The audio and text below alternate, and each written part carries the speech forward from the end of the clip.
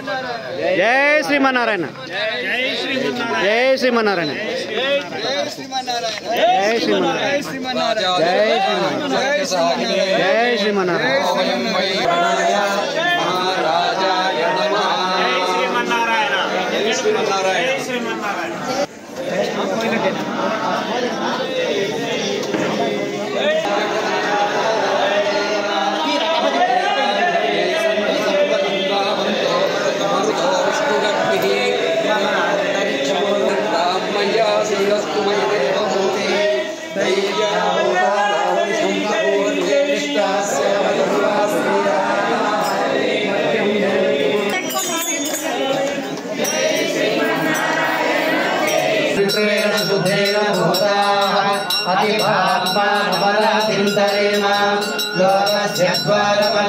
पवित्रं ज्योतिष्मद्राजमानं महविपञ्जवो जाग्वै सर्वस्य नित्यै सर्वदेवतेन मोदि सर्वं जयति।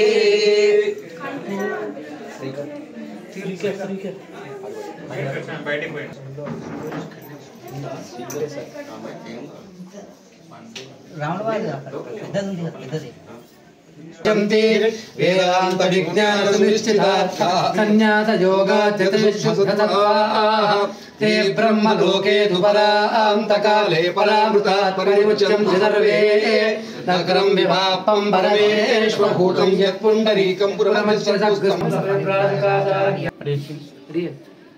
अजय ना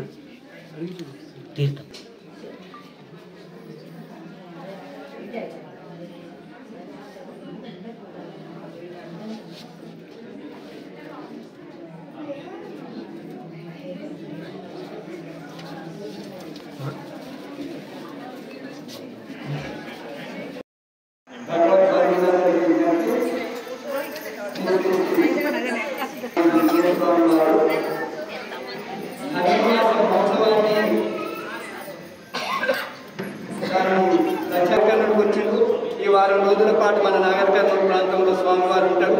రోజు అక్కడ మనకు విడిది దగ్గర తీర్థగోష్ఠి ఉంటుంది. ధనుర్మాస మహోత్సవం అంతా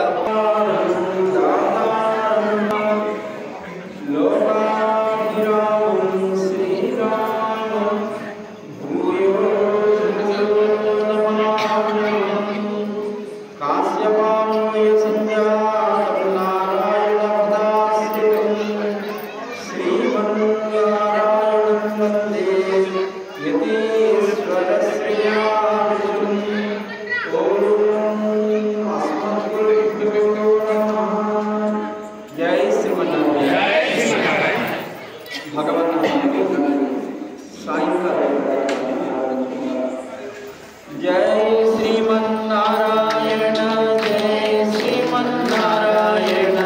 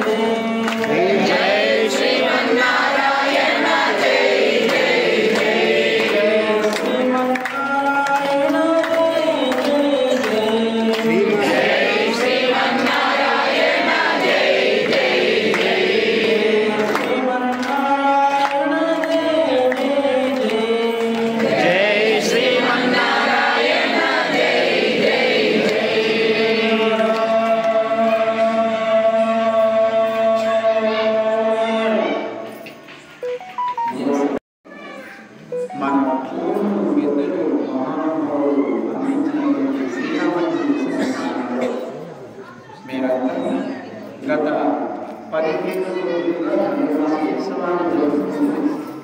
చక్కగా ఉదయం అమ్మగారాన్ని స్మరిస్తూ ఉంటారు. మీ భక్తికి శ్రద్ధకి గత సంవత్సరపు స్మృతులని ఆంధ్ర సంవత్సరం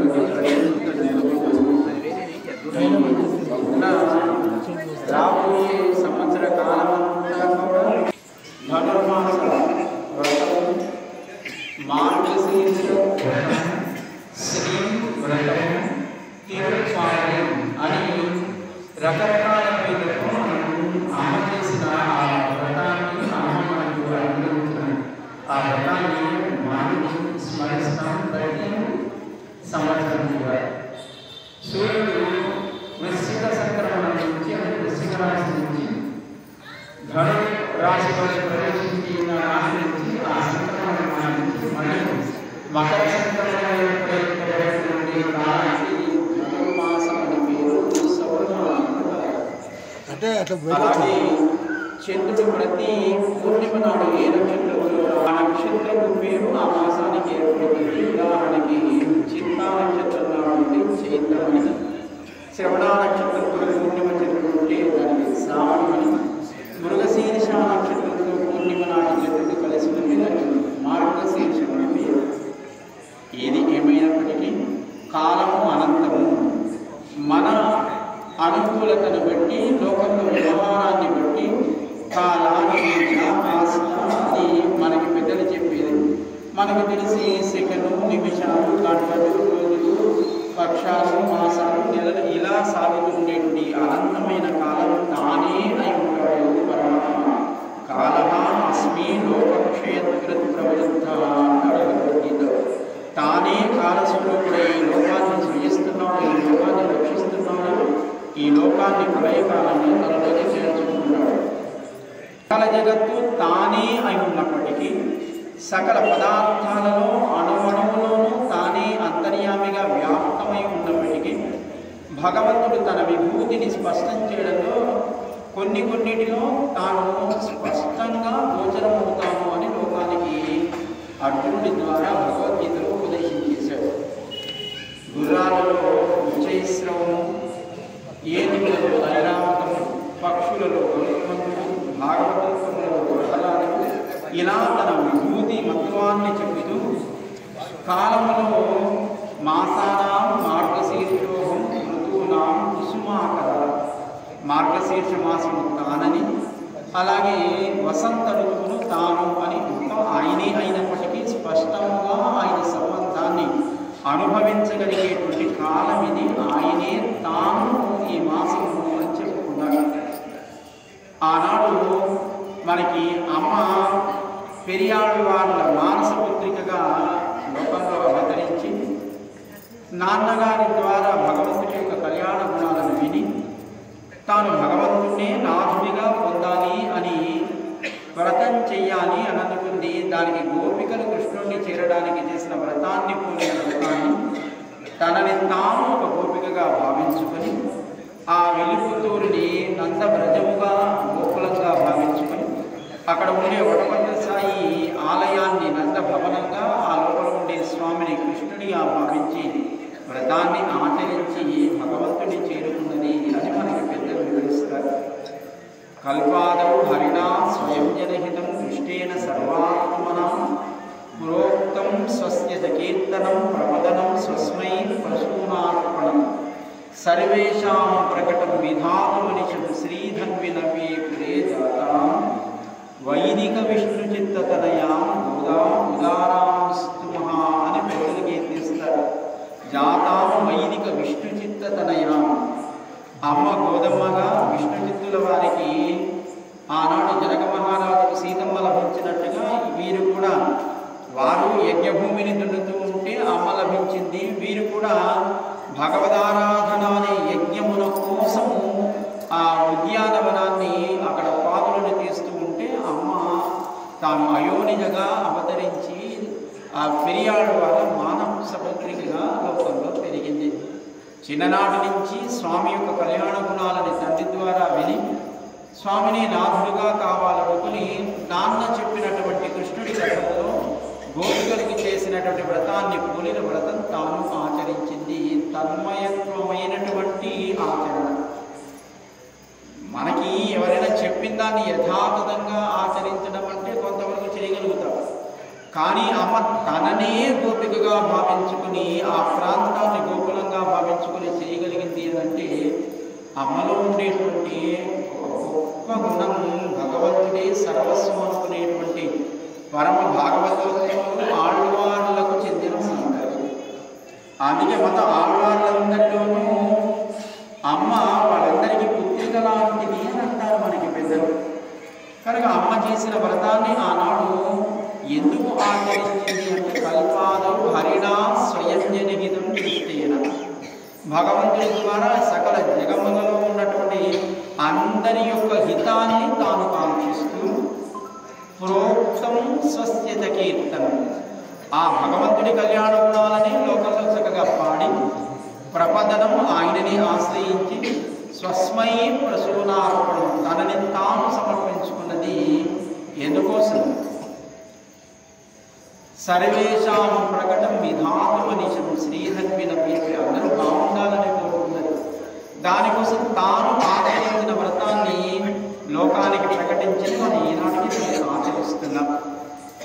వ్రతాన్ని ఆచరించే కాలాన్ని ముందు కీర్తించి ఆ తర్వాత వ్రతానికి ఉండేటువంటి నియమాలను చెప్పి ఆ తర్వాత వ్రత ఫలాన్ని ఏమి కోరుకుంటుందో తన స్వార్థం కాదు, లోకం బాగుండాలని ఎవరు ఏం చేసినా లోకంలో సామూహికంగా చేసే వ్రతం ఎప్పుడైనా సమాజ శ్రేయస్సును కోరుకొని చేస్తారు. అదే మన ఇంట్లో పూజన చేసుకుంటే అది మన కుటుంబం వరకే పరిమితం, మనం ఏదో కోరుకొని చేస్తాం, ఫలం మన వరకే పరిమితమై ఉంటుంది. కానీ అమ్మ మనం ఎప్పుడు కూడా స్వార్థపూరితమైనది కేవలం మన వరకు మాత్రమే పరిమితమైనది ఏది కూడా భగవంతుడికి అది అంగీకారం కాదయ్యా. భగవంతుడు ఇష్టపడేట్టుగా మనం ఉండాలంటే సమాజమే మనం అనుకోవాలి, సమాజం అంతా బాగుండేట్టుగా భావించాలి. అందుకే అందరినీ కలుపుకొని కృష్ణుడికి వెళ్ళే ఒక అద్భుతమైనటువంటి ఒక ప్రక్రియని మనకి వ్రతం ద్వారా అమ్మ లోకానికి ప్రకటించింది. 3వ నాటి భాషణంలో సకల జగములను తాను కొలిచిన ఉత్తముడైనటువంటి ఆ వామనుడిగా అవతరించి త్రివిక్రముడిగా లోకాలను కొలిచిన స్వామిని ప్రార్థన చేస్తూ, అయ్యా మా పల్లెలు గ్రామాలు చక్కటి పాడి పంటలతో ఎప్పుడు